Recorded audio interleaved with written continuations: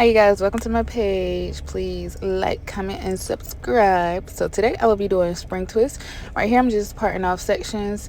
I did a U in the front of her head, and then down the sides I did two, and in the back I'm going row by row.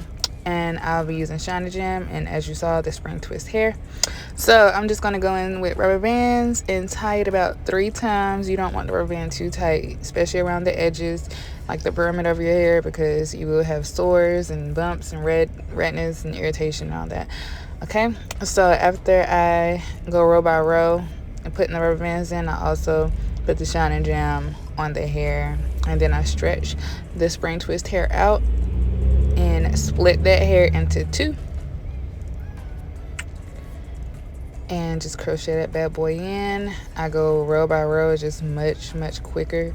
You also want to make sure you're going at an upward angle.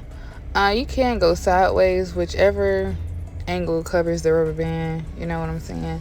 Don't want that rubber band peeking through. So right here I'm just slowing it down for you. I'm going over the rubber band. Can I talk? I'm going over the rubber band with the twist, and I'm doing it really taut. And my pointer finger and my thumb are twisting the hair while I'm twisting. So you need to be twisting while you're twisting until you get past the client's hair.